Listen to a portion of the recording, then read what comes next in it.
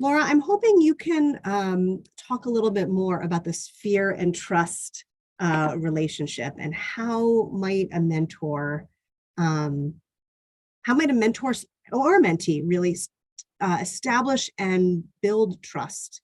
Any Yeah. tips, thoughts on that? Yeah.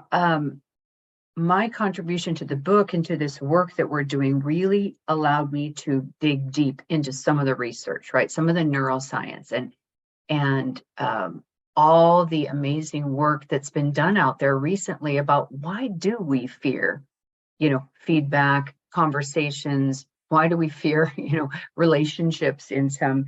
And, it comes down to, like Tamara said, lots of times it's our past. We call it my feedback past. It's our biology, right?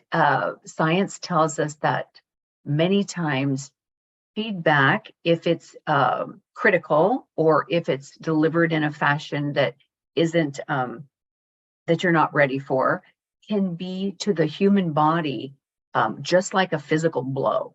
Your body will react. That old fight or flight kind of thing to words and impact it as deeply as if you were struck physically.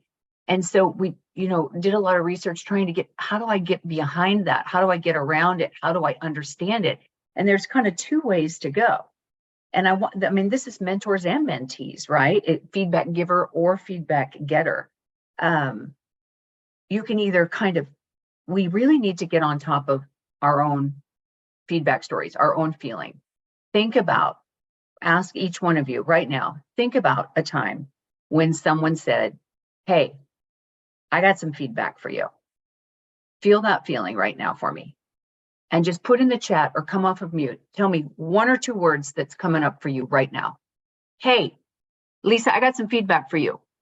What's going through your mind? What's the word that would come through? Anybody? Say. For me, it's fear. What do others say? Okay. I'm questioning regarding what?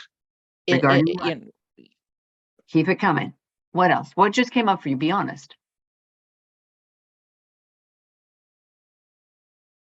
I'm wondering what I goofed up. What did I goof up, right? What did I do wrong? Put it in the chat. Oh no. Right? Did I do wrong? Oh no. Yeah, sometimes we get like, not again. Is it going to be as bad as the most horrible feedback I ever received, Geraldine? Thank you. That's right. So that's where we start. It's like noticing. We talk a lot in the book about noticing, but I ask my feedback self, what am I noticing about myself? That's my feedback past. That's my feedback history. Now, then you start to get your mind wrapped around that and start to kind of manage those emotions. There's things we can do, right? We can either lean into them and get excited and think, okay, I'm going to switch my mindset, like Tamara said, and go, wow, well, the last time I got some feedback from this person, it was pretty good. It was a good thing. And so I'm going to really lean into it. Or we can do things to manage our emotions, things like breath work, things like mini mindfulness, things like thought stopping. We really do have to kind of manage the emotion around feedback before you can ever harness it to be good. If you're always dreading it, if that's your go-to, you've got to be able to manage it emotionally, and lots of tips in the book to get there. But I want to say, it's a thing for both the giver and the getter. Honestly, just last week, I had to give some feedback to a young gentleman that works for us, and I fretted about it. I didn't want to hurt his feelings. I didn't want to ruin the relationship. I knew he'd been kind of down and out. And so I really had to deal with my own emotions. Why are you feeling this way? How can you get on top of that? And one of the things we ask people to do, mentors and mentees, is always when you're first contracting, try to understand each other's feedback style. There's one question we like to ask each other. It's like, I hate surprises. If we're going to be working together, tell me one thing about you that I need to know, or tell me how you process feedback and what I need to know. So Tamara, when we were doing the book, I had to figure out myself. My thing is this. You know what? I will always catastrophize.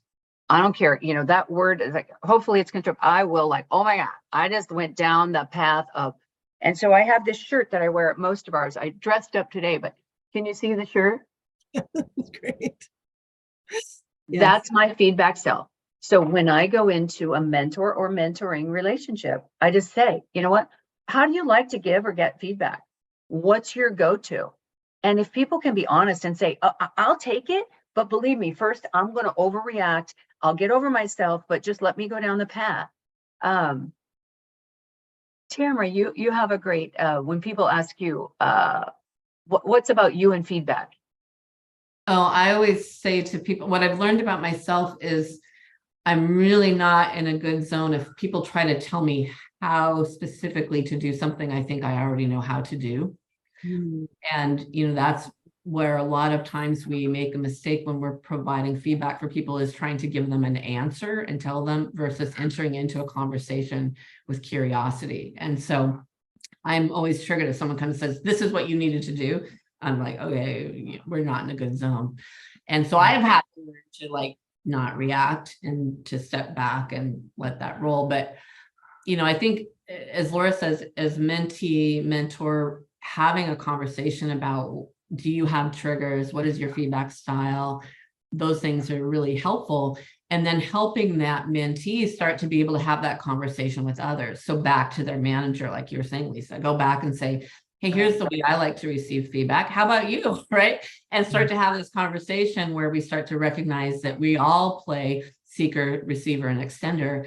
And the more that we can share our points of view and create comfort, more less fear, more trust in that, it's better.